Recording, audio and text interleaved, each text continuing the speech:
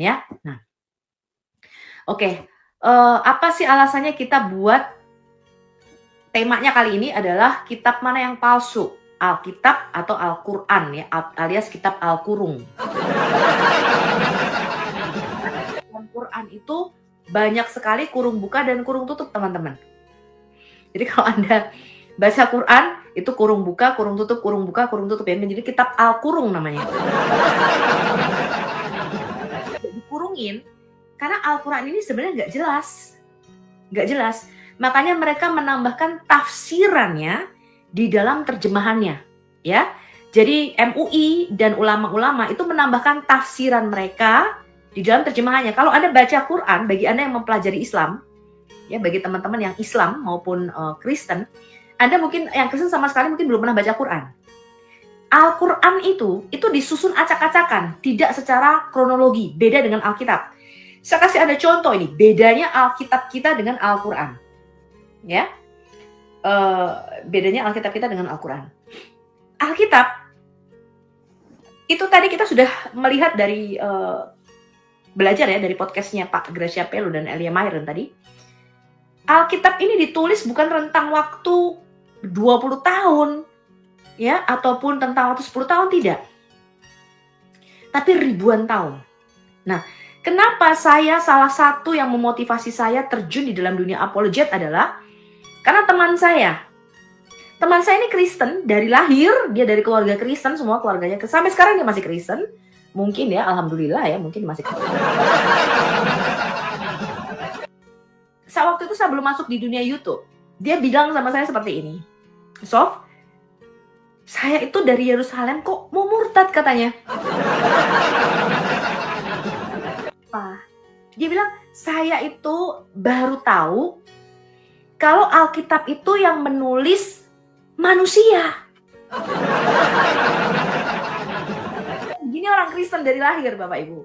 Dia bilang sama saya baru tahu segede ini, setua ini, ya, di usia 30-an tahun, saya baru tahu kalau Alkitab itu yang menulis manusia. Lalu saya bilang begini, "Jadi menurut kamu Alkitab itu datang dari mana? Apakah ini kitab yang turun dari langit?" Kenapa? Karena pandangan kita, saya mengerti. Kita itu dibesarkan di dalam bangsa Indonesia yang budaya Islam, karena mayoritas Islam, Muslim di Indonesia. Ya, saya waktu kecil tetangga saya itu Muslim semua. Ketika kita dibesarkan dalam budaya Islam yang kental nih Bapak Ibu, saya kasih tahu Anda nih ya. Maka cenderung kita sebagai orang Kristen, itu kita berpikir itu ke-Islam-Islaman, ngerti nggak? Saya dulu sama, begitu juga. Jadi orang Kristen tuh berpikir bahwa kalau ini namanya kitab suci, firman Tuhan, firman Allah, maka kitab ini haruslah gedebuk dari langit, jatuh dari langit. Ya, jadi mungkin saya nggak tahu ya, apakah dia bertemu dengan Muslim yang mengatakan, "Loh, Alkitab itu kan yang nulis kan Matius, Markus, Lukas, Captikus," kata Yahya Waloni. Ini enggak, yang nulis itu Allah, katanya. Anda perlu tahu orang Kristen, bahwa di dalam benaknya orang Islam, Allah itu menulis buku. Allah itu menulis kitab. Kalau kitabnya ini, itu diturunkan. Nah, ini beda.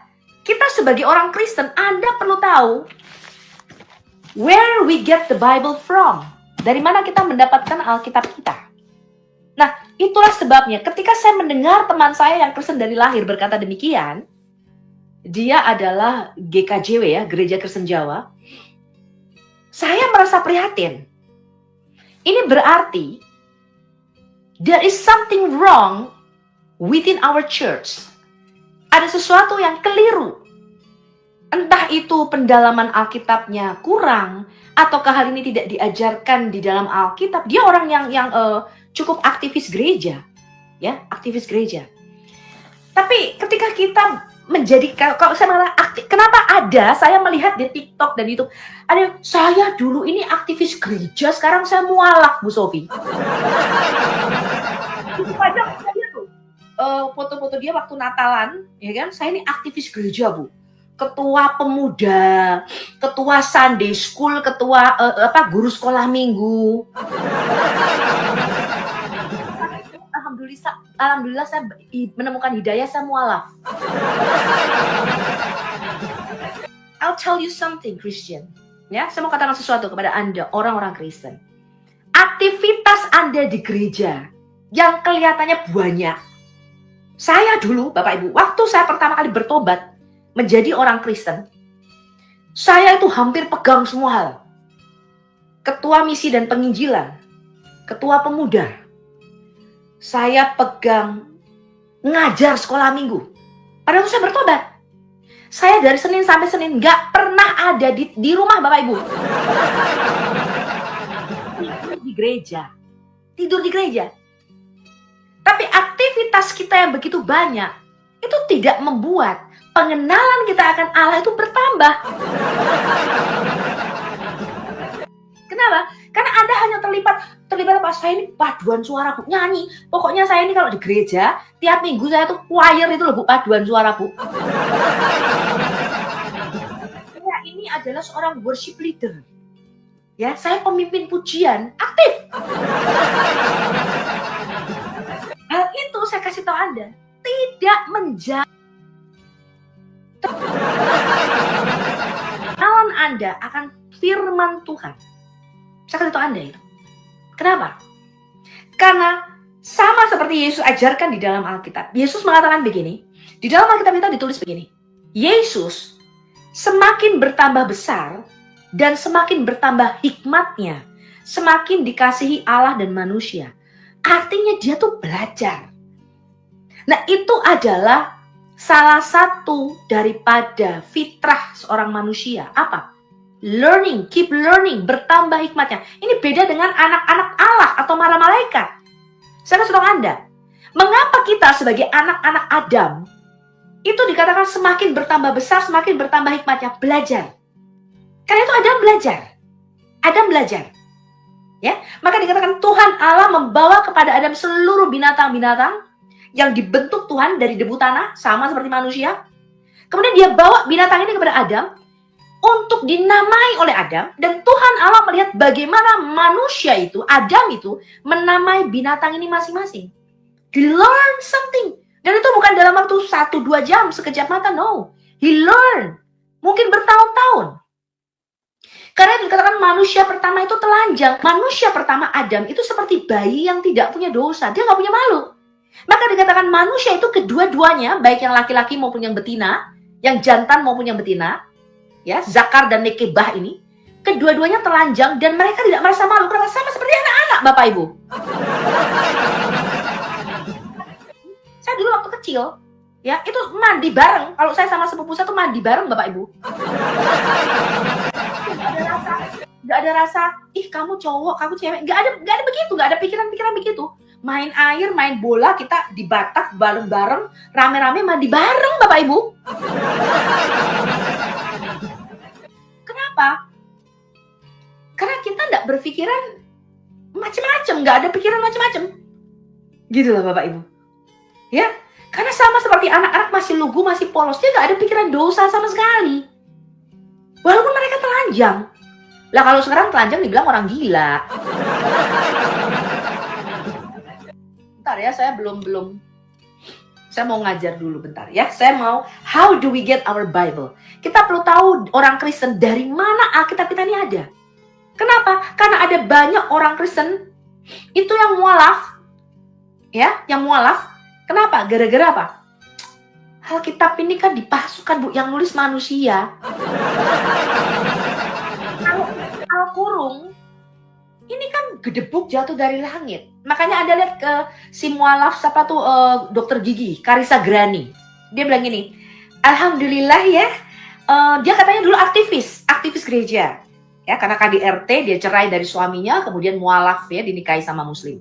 Lalu dia bilang begini, alhamdulillah ya, Al-Quran ini adalah kitab yang terjaga sejak zaman Muhammad ya, karena ini kitab yang diturunkan dari langit ya. Al-Hijr ayat 15, kamilah yang menurunkan Quran dan kamilah yang menjaganya, alhamdulillah. Kenapa? Itu bahasa orang awam, Bapak Ibu. Itu orang awam yang nggak ngerti apa-apa.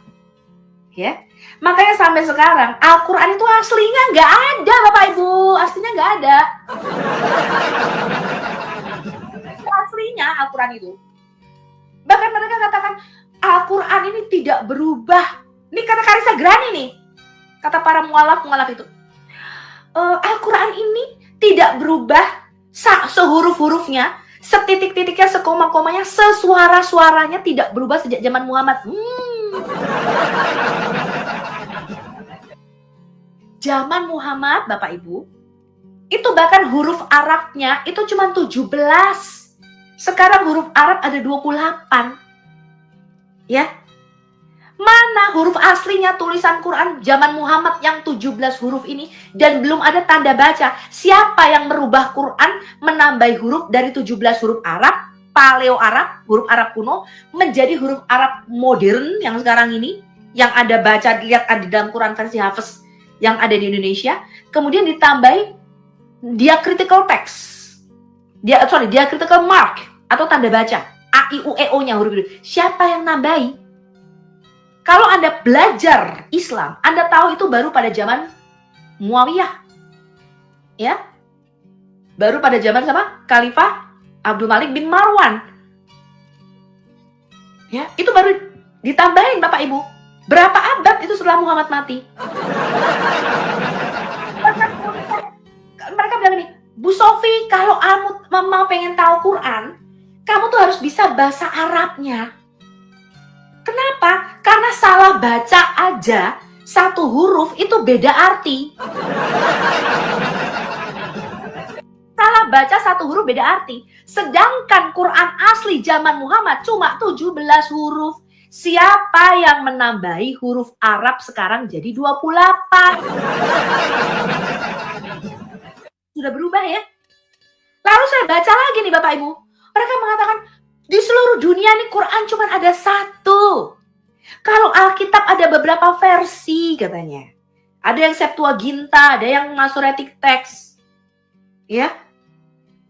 Kalau di dunia tuh nggak ada Bu Sofi. Ini cuma ada satu Quran. Bohong lagi.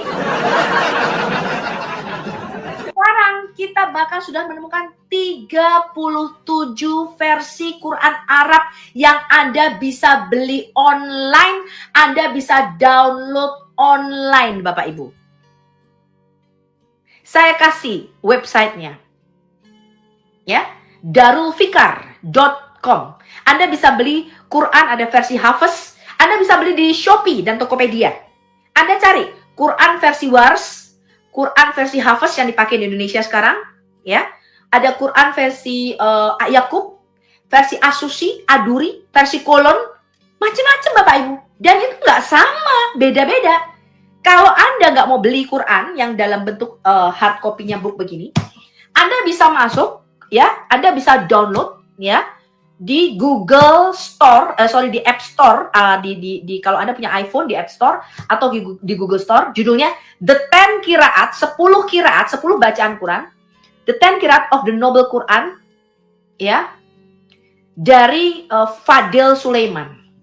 Itu ada 10 versi Quran yang beda-beda, Anda bisa download di situ. 30% dari Quran yang beda-beda ini membedakan arti. Artinya beda Bapak Ibu, nggak sama.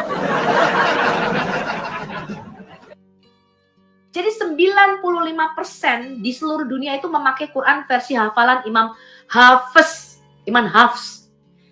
Hafalan Imam Hafiz yang disamaratakan di seluruh dunia, itu baru terjadi tahun 1924. Ya, Anda baca sejarah. Judul bukunya Quran and its Historical Context dari Profesor Gabriel Said Renault, atau Anda bisa baca dari bukunya Taufik Adnan Amal. Ya. Itu kritik-kritik teks. Gak sama Quran di seluruh dunia itu gak sama Bapak Ibu, beda-beda. Bahkan Muhammad mengaku mendapatkan Quran 7 versi yang beda-beda dari Jibril. Di dalam hadisnya mereka dikatakan begini, ketika Hisham bin Hakim ya dengan Abu Bakar itu berantem masalah surah Al-Furqan. Mereka bertengkar karena membaca surah Al-Furqan dengan dua cara yang beda-beda. Lalu Abu Bakar itu mau mencekik Hisham bin Hakim. Loh, kamu dapat bacaan surah Al-Furqan itu dari mana? Karena Hisham bin Hakim membaca surah Al-Furqan lebih panjang, lebih banyak ahrufnya, lebih banyak hurufnya dibandingkan dia.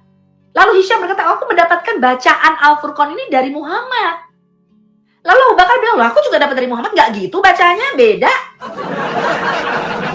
Mereka berdua, Hisham bin Hakim dan Abu Bakar ini menghadap Muhammad. Ketika dia menghadap Muhammad, Abu Bakar bilang gini, loh dia baca surat Al-Furqan kok beda dari cara yang kamu ajarkan Nabi. Lalu Muhammad bilang, oke, Hisham kamu baca Quran. Oke, benar kata si Muhammad. Kamu baca Quran juga? Benar katanya. Dia bilang gini, udah dua-duanya benar, jangan berantem. Bacalah yang mana yang paling mudah bagimu. Karena apa? Karena Jibril menurunkan bacaan Quran dalam 7 huruf. 7 ahruf yang berbeda-beda Bapak Ibu.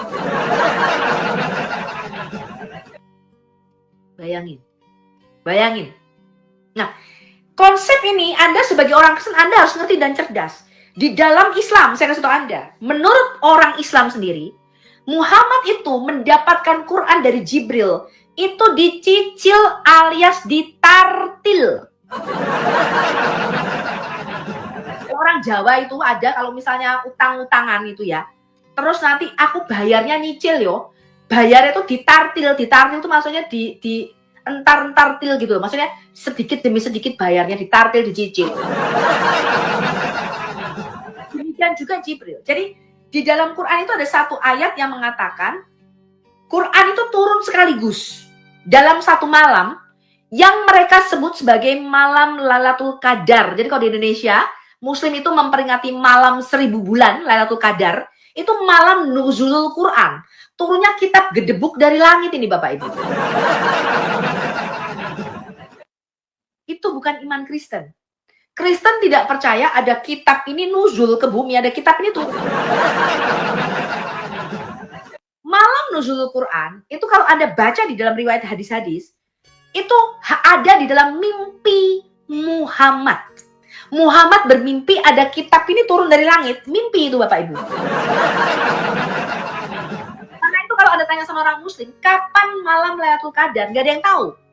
Karena Muhammad berkata begini, aku diperlihatkan sama Tuhan, sama Allahnya, nuzul Quran. Ya, nuzul turunnya kitab Quran. Tapi aku dibuat lupa. Karena ada 2 orang yang berantem di depan dia, lalu dia bilang, Tuhan Allah ini membuat dia lupa kapan tanggal tepatnya Quran ini turun, Bapak Ibu. Lalu Muhammad berkata begini di dalam hadis, karena itu carilah malam Lailatul Qadar pada malam-malam ganjil di bulan Ramadan.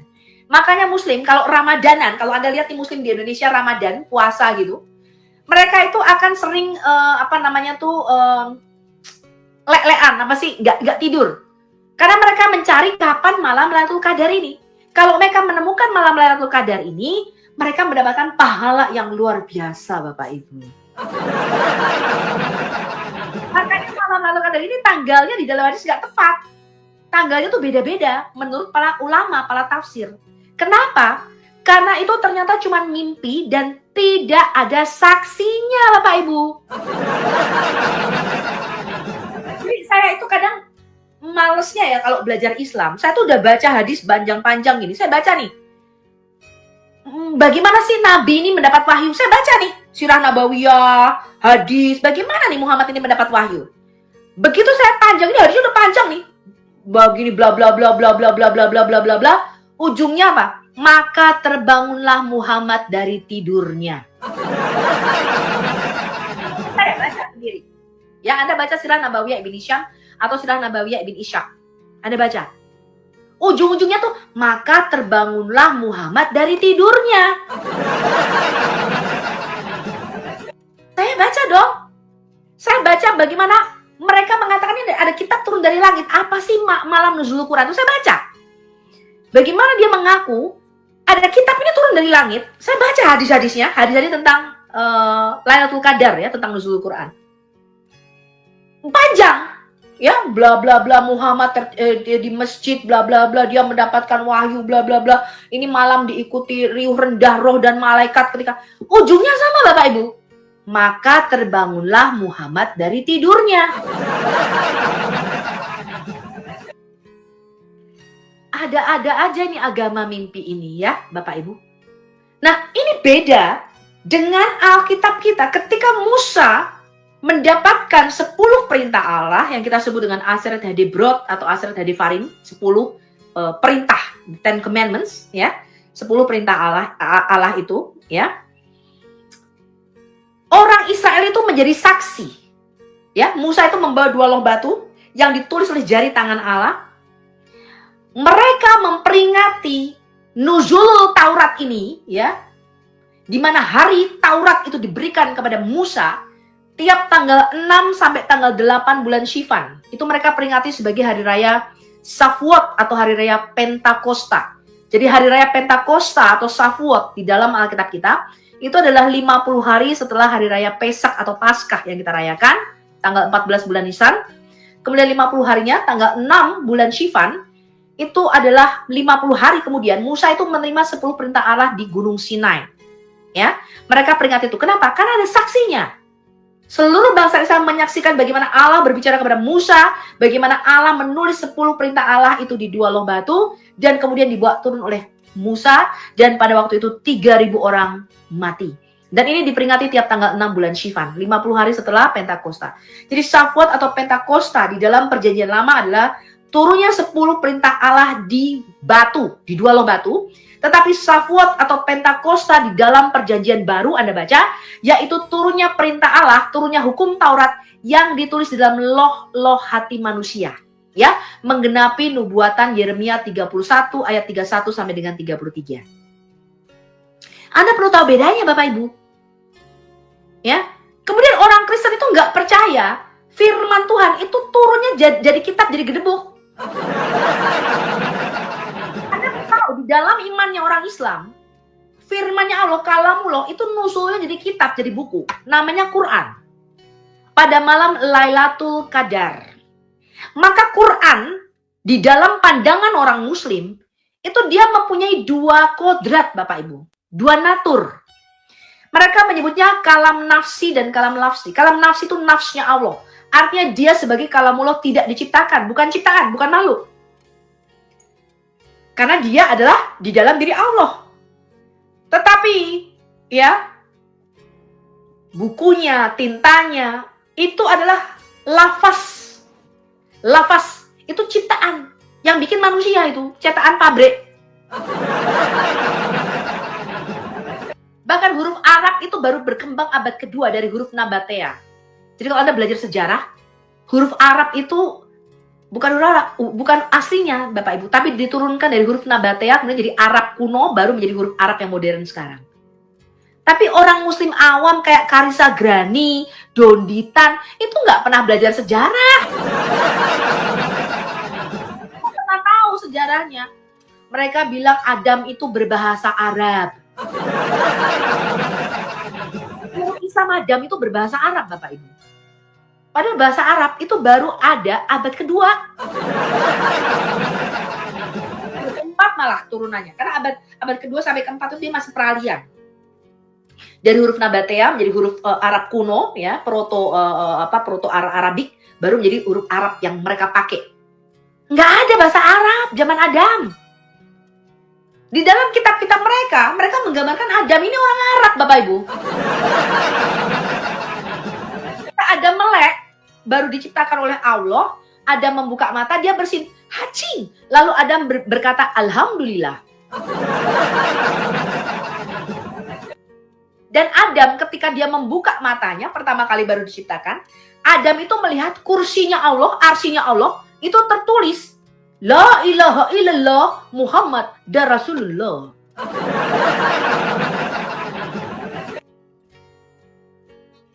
Adamnya orang Arab. Isanya juga orang Arab Bapak Ibu. Berbahasa Arab dia Isa Al-Masih itu. Different mindset. Anda sebagai orang Kristen nggak boleh kayak Islam. Makanya saya sarankan orang Kristen tuh minumnya susu. Nih kayak saya nih Bapak Ibu. Ini susu coklat minumnya. Nih ya.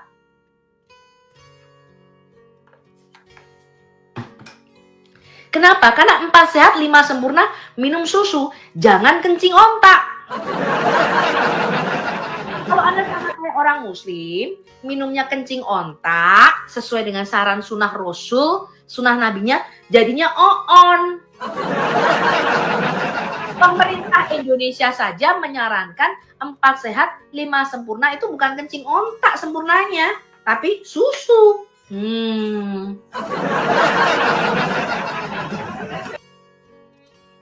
Bukan kencing ontak, susu. Ya, supaya cerdas untuk pertumbuhan, kalsium. Jangan minum kencing ontak aja nggak mau minum kencingmu.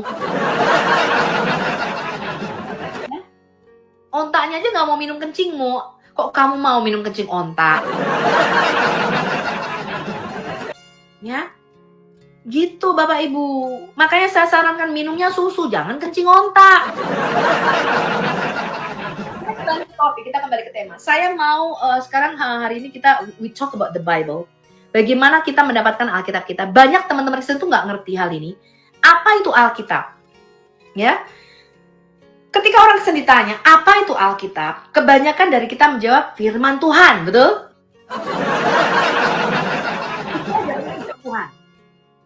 Tapi nanti ketika kita ditanya sama saudara kita yang muslim, firman Tuhan itu dalam benak mereka tuh perkataan Tuhan, perkataannya Allah. Lalu ditanya, kok di dalam Alkitab ada perkataan iblis, bahkan ada perkataan keledai. Orang Kristen bingung, karena di dalam benaknya Islam, Quran itu 100% yang ngomong Allah, Bapak Ibu. Itu yang ngomong bukan Allah, yang ngomong tuh Muhammad. Kata Muhammad itu dalam Quran yang menjawab pertanyaan orang Quraisy, Yahudi dan Kristen. Saya pernah berdiskusi dengan Pak Ikhwan, saya nggak tahu dia di mana sekarang. Ya, yang dulu modalnya PowerPoint ya, tapi poinnya nggak power ternyata. Dia modalnya PowerPoint, kalau debat itu dia selalu menggunakan PowerPoint, itu modalnya. Tapi dia satu-satunya orang muslim yang ketika saya tanya, menurut Bapak, Al-Quran itu apa sih, Pak? Jawabannya paling tepat. Karena saya berdiskusi 7 tahun dengan orang muslim. Orang muslim awam itu nggak begitu ngerti, teman-teman. Mereka berpikir Quran adalah kitab yang diturunkan, didiktekan dari Jibril kepada Muhammad. Itu sesuatu yang apa? Di-brainwashkan ke dalam otak orang Islam. Bahwa Quran adalah kitab yang diturunkan dari langit, didiktekan oleh Jibril kepada Muhammad. Itu orang awam yang nggak belajar secara mendalam. Ini jawaban beliau nih. Ini jawaban Pak Iwan nih. Ya, kalau Pak Iwan mungkin mendengarkan, saya nggak tahu beliau mendengarkan apa enggak. Dia bilang begini sama saya, Bu Sofi, Quran ini sebenarnya adalah percakapan jawaban Muhammad kepada orang Quraisy.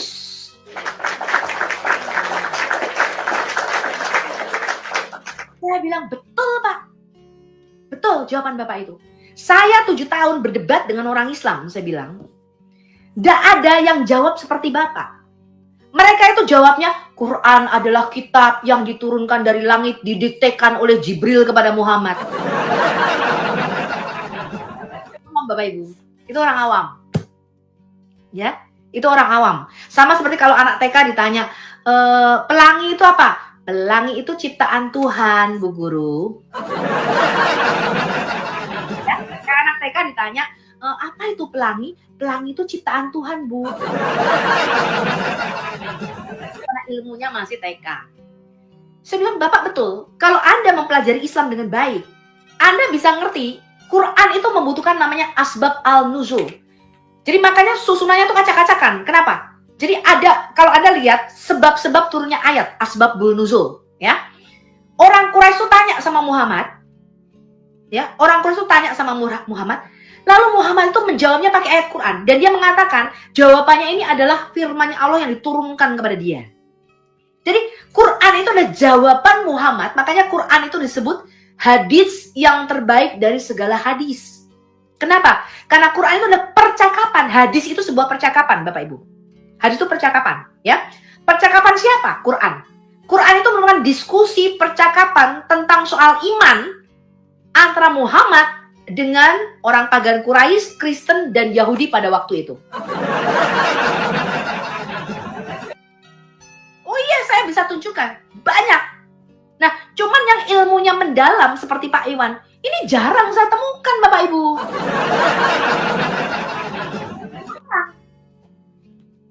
Jarang saya temukan. Nah, begitu juga dengan orang Kristen. Now we compare the Quran and the Bible. Now let's go deep dive in the Bible. Saya mau Anda tahu apa itu Alkitab. Ini Alkitab kita ini. Apa itu Alkitab? Saya kasih tahu Anda ayatnya. Efesus 2 ayat 19 sampai dengan 18. Dikatakan Rasul Paulus bilang begini. Kita ini adalah batu-batu yang hidup. Bangunan rohani, ya, yang disusun adalah bangunan rohani. Dan pondasinya dia bilang begini nih. Yang dibangun, ini imannya orang Kristen, ya, kita itu dibangun, dikatakan di atas dua dasar. Apa dasarnya dikatakan situ? Di atas dasar para nabi dan para rasul dengan Yesus Kristus sebagai batu penjurunya. Itu Alkitab. Saya kasih tahu Anda apa itu Alkitab, Bapak Ibu. Bukan sekedar firman Tuhan, bukan. Alkitab itu bukan firman-Nya Tuhan yang didiktekan kepada Nabi Yeremia, firman Tuhan yang didiktekan kepada Rasul Paulus, bukan. Alkitab itu merupakan sebuah perpustakaan mini. Apa itu perpustakaan mini, Bu Sofi? Artinya, Alkitab ini terdiri dari banyak buku. Sama kalau Anda pergi ke perpustakaan, itu kan kumpulan banyak buku toh. Anda bisa ada buku ini, buku tentang sejarah, buku tentang ilmu pengetahuan, geografi, tulisannya, ya. Ini buku tentang macam-macam Bapak Ibu. Betul? Nah, itulah Alkitab. Alkitab ini perpustakaan mini. Terdiri dari banyak buku. Berapa buku, Bu Sofi? Perjanjian Lama 39, Perjanjian Baru 27, itu Protestan punya. Kira-kira 66. Sama persis dengan kanon yang dimiliki oleh orang Yahudi sekarang. Cuman beda-beda. Kalau misalnya di kita itu ada 1-2 raja-raja, kalau di kitabnya orang Yahudi itu dijadikan satu. Di kita ada 1-2 tawarik, di mereka jadikan satu. Kemudian kitab nabi-nabi kecil ada 12, kita pisah-pisah tuh. Nabi Hosea, Obadja, Nabi Yoel, Mika, yang kecil-kecil, kita pisahkan 12 nabi-nabi kecil. Kalau di kitabnya orang Yahudi itu dijadikan satu buku. Ya, nah, mereka menyebut, orang Yahudi menyebut, perjanjian lama kita itu sebagai Tanakh. Jadi apa itu Alkitab? Alkitab adalah kumpulan kitab-kitab atau kumpulan tulisan-tulisan. Tulisan siapa yang dikumpulkan di sini? Alkitab kita adalah kumpulan tulisan kesaksian para nabi. Kumpulan tulisan kesaksian para nabi itu dikanon, distandarkan oleh orang Yahudi, dan mereka menyebutnya sebagai Tanakh, Torah, Naviim, Ketuvim. Ya, nanti kita akan bicara ke sana ya. We can deep dive into the Bible. Ya, Anda telan dulu ini. Kumpulan tulisan kesaksian para nabi ini kita sebut sebagai Perjanjian Lama oleh orang Kristen. Orang Yahudi menyebutnya Tanakh, Torah, Naviim, Ketuvim. Ya, Torah adalah kitab Taurat Musa, Naviim adalah kitab para nabi, ya. Ketuvim adalah tulisan-tulisan suci. Ada kitab Esther, kitab Amsal, ya, Kidung Agung, itu disebut Ketuvim, tulisan-tulisan suci. Ya. Nah, ini perjanjian lama, tulisan kesaksian para nabi. Makanya Alkitab perjanjian lama kita itu tulisannya nabi, tulisan manusia, Bapak Ibu. Kitab Torah itu tulisannya Musa. Ya, kemana? Ada yang ngaku pernah naik ke komal saya, ngaku orang Kristen. Dia bilang ini kitab Kejadian itu yang nulis Yesus Kristus katanya. Dia nulis Yesus Kristus, bukan. Kejadian itu yang nulis Musa. Kemudian ada Samuel, itu yang nulis Nabi Samuel pada zaman Nabi Samuel dan Raja Daud. Mazmur itu juga bukan kita, kalau Islam ini kan kitab Zabur atau Mazmur adalah kitab yang diturunkan kepada Daud, begitu ya Bapak Ibu ya. Kan, Mazmur itu dikumpulkan selama 1000 tahun. Itu kumpulan buku lagu-lagu, buku nyanyian, buku Mazmur. Separuh di antaranya, sekitar 75 Mazmur dari 150 Mazmur ini yang di dalam Alkitab kita ya. Kalau Septuaginta penomorannya agak beda, ada 151 Mazmur, di Kristen Ortodok ada sampai 155, 156 ya. Saya bicara yang di Protestan di 150 pasal kitab Mazmur kita. Penomorannya beda ya, terpaut satu dengan Septuaginta kita. Itu separuhnya ditulis oleh Raja Daud. Sisanya macam-macam. Ada Nabi Yeremia yang menulis Mazmur, ada nyanyian Musa yang nulis, ada nyanyian Bani Korah, Bani Yedutun, macam-macam, Bani Heman, ada Bani Asaf. Bahkan ada Mazmur yang tidak diketahui siapa yang nulis, Bapak Ibu. Jadi ketika Muslim berkata kitab Zabur atau Mazmur adalah kitab yang diturunkan kepada Daud, itu salah, keliru besar. Nah, kitab Zabur itu dikumpulkan 1000 tahun. Daud hidupnya nggak sampai 1000 tahun, Bapak Ibu. Ya, makanya itu harus nabi-nabi. Makanya di dalam perjanjian lama kita itu nama nabi-nabi tuh Yeremia, Yehezkiel, itu penulisnya. Kitab Yeremia adalah kitabnya nabi, tulisan Yeremia. Juru tulisnya namanya Baruk. Itu salah satu. Jadi nabi itu punya juru tulis, dia nggak nulis sendiri.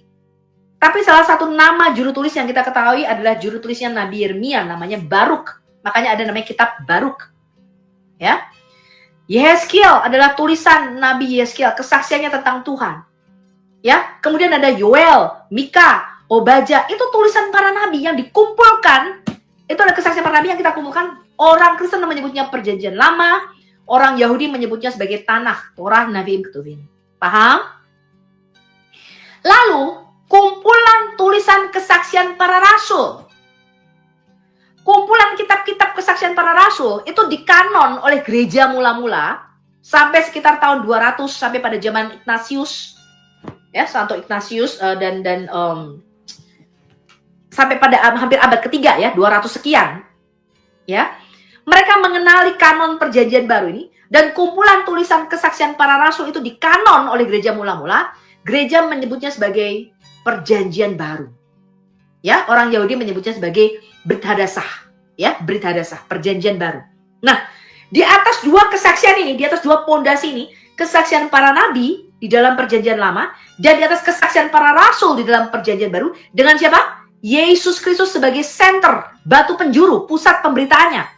Iman Kristen itu dibangun. Apa yang diberitakan oleh para nabi dalam perjanjian lama? Para nabi memberitakan begini, Bapak Ibu. Para nabi itu bukan memberitakan Allah itu ada satu. Framing. Para nabi itu kan memberitakan bahwa Allah itu satu. Enggak, kita nggak pernah ngomong begitu. Nggak pernah ngomong begitu. Nanti saya jelaskan aparnya Ulangan 6 ayat 4. Ya. Musa nggak pernah ngomong begitu, para nabi nggak pernah ngomong begitu. Yang mereka beritakan adalah intisarinya adalah kedatangan seorang Adam yang kedua. Kedatangan seorang manusia yang turun dari surga. Yang mereka sebut sebagai The Mesias yang satu itu. Yang turun dari surga. Yaitu Nabi yang turun dari surga. Seorang Rasul yang turun dari surga. Seorang utusan yang turun dari surga. Itulah yang mereka nanti-nantikan. Dan mereka menyebut ya, Adam yang kedua yang turun dari surga, Mesias, Bapak Ibu. Orang Yahudi menyebutnya sebagai Mesias yang dinanti-nantikan. Yaitu Sang Ratu Adil, Sang Raja Damai, yang akan memulihkan dan mengembalikan lagi kerajaan manusia di bumi ini kepada rencana Tuhan sejak semula. Itu yang mereka beritakan. Lalu apa itu tulisan kesaksian para rasul? Para rasul berkata, yang dinubuatkan oleh para nabi di dalam perjanjian lama, itu sudah digenapi. Yesus inilah anak Allah yang telah kamu salibkan, yang mati, tetapi bangkit pada hari yang ketiga. Dialah yang ditinggikan oleh Bapa. Dialah yang ditinggikan oleh Allah, sehingga dialah Mesias itu yang duduk di sebelah kanannya. Itu kesaksian para nabi dan para rasul, Bapak. Tidak paham ini. Makanya perjanjian baru ini namanya apa? Injil menurut Matius. Yang nulis Rasul Matius atau Matityahu. Lukas itu yang nulis Rasul Lukas. Murid Yesus juga. Injil menurut Yohanes itu nama para rasul. Surat Galatia itu adalah surat Rasul Paulus kepada jemaat Galatia. Surat Rasul Petrus yang 1 dan kedua. Surat Yohanes 1, 2, 3. Semua penulis perjanjian baru ini para rasul, penulis perjanjian lama, para nabi. Di atas dua dasar inilah iman Kristen itu dibangun. Nah, orang Kristen bilang, kok aku baru tahu ya yang nulis Alkitab itu manusia gitu. Ya.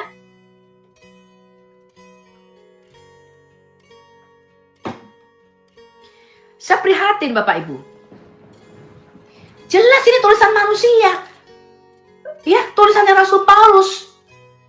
Nah, para nabi dan para rasul itu diberikan otoritas oleh Allah untuk menulis. Jadi Allah Israel, Allahnya kita tuh nggak nulis buku, lalu buku ini diturunkan dari langit. Anda baca di dalam surah Maryam ayat yang ke-30, surah 19, Quran ayat yang ke-30. Saya heran ketika membaca ini. Di dalam surah 19, di dalam Quran nih, surah Maryam, surah 19 ayat 30. Dikatakan begini, Isa, baby Isa, itu ketika masih di buayan, menurut tafsir usianya masih 40 hari, belum punya gigi, Bapak Ibu masih minum susu. Nih loh. Isa ini ketika lahir, ya karena Maryam itu dituduh berzina, maka Maryam ini menyuruh baby Isa ini ngomong, bicara. Lalu apa kata si baby Isa, Dede Ica? Dede Ica ngomong begini, aku dijadikan nabi dan aku diberikan kitab. Di dalam tafsir Quran, surah Maryam ayat 30 dikatakan begini, Nabi Isa itu menerima kitab, dia lahir dengan membawa kitab dari Allah. Menurut mereka kitabnya namanya Injil, ngarang-ngarang nih ya Bapak Ibu. Baby Isa tuh lagi menyusu di payudara kanan Maryam.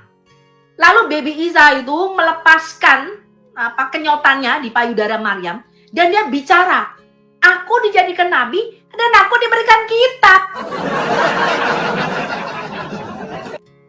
Saya baca ini kan termehek-mehek Bapak Ibu. Saya baca surah Maryam ayat 30, lalu saya baca tafsir, seluruh tafsir surah Maryam ayat 30, termasuk Ibn Katsir dan Al-Jalalain yang besar-besar. Ini bukan kitab tafsir, ini kitab Al-Plintir sebenarnya. Itu saya bingung, kok bisa Injil ini kitab yang dibawa Isa belum punya gigi, bisa ngomong, dia itu bawa kitab, ini kitabnya di mana? Sama Isa, di mana sih kitab Injil Dede Ica ini, kitab Injil baby Isa ini di mana sih? Dia bilang, saya punya Bu di rumah katanya. Saya pulang ke rumah nanti saya tunjukkan sama ibu kitab Injil Dede Ica. Sampai sekarang sudah 2 tahun kagak ditunjuk-tunjukin coy. Nanti saya tunjukkan sama ibu kitab Injil Dede Ica. Sampai sekarang udah 2 tahun loh. Muslim itu memang boleh berbohong dalam 3 hal Bapak Ibu. Membohongi Allah, membohongi istri, dan membohongi oten Bapak Ibu. Kena tipu terus saya sama kadrun ini Bapak Ibu. Betul. Boleh, memang boleh mereka membohongi Allah, membohongi istri, dan membohongi oten.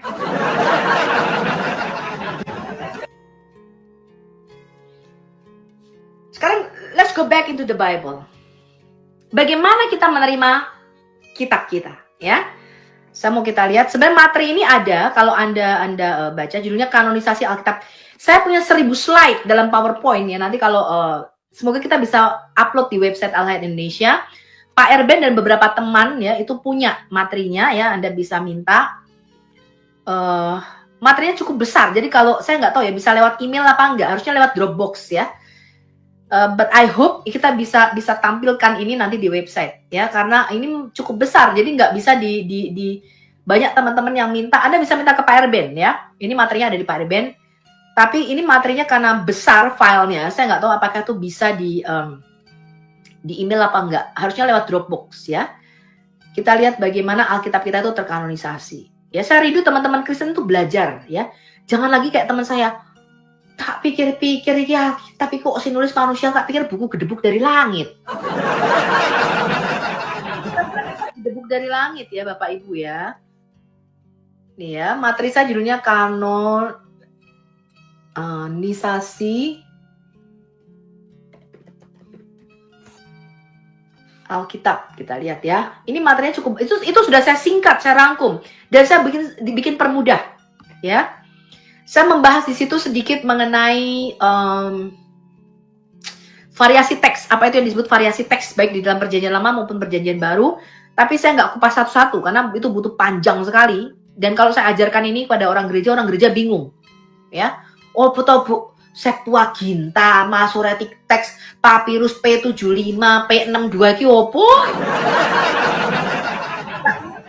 Ya, nggak mudeng. Coba kita lihat ya kanonisasi Alkitab. Kita lihat bagian pertama, saya bukakan.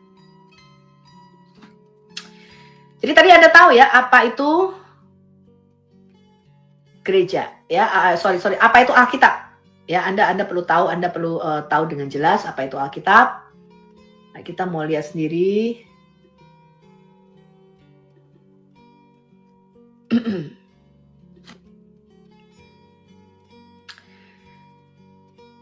Alkitab itu mengalami yang namanya transmisi. Ada 6 transmisi Alkitab kita, Perjanjian Lama terutama, ya, ada 6 transmisi. Saya kasih tahu Anda bagaimana Alkitab ini ditulis, ya. Yang Anda lihat di dalam bahasa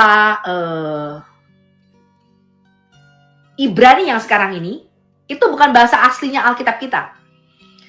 Pertama kali Alkitab itu ditulis dalam bahasa piktogram. Dia menggunakan piktogram Hebrew, ya. Saya kasih tahu Anda. Mana ya, ini materi saya. Piktogram Hebrew. Apa itu piktogram Hebrew? Saya kasih Anda tulisannya, ya, tulisan. Contoh-contoh piktogram Ibrani atau piktogram Hebrew, ya. Ini huruf piktogram Hebrew.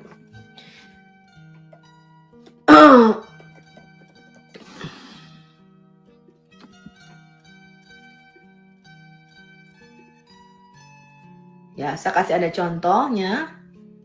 Ini mungkin teman-teman ada banyak yang nggak mengerti apa itu piktogram, ya, piktogram Hebrew.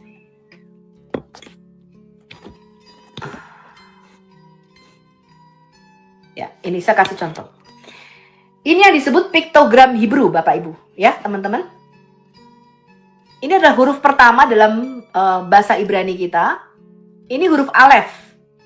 Piktogram itu seperti kalau misalnya kalian itu lihat misalnya di toilet. Di toilet itu kan ada simbol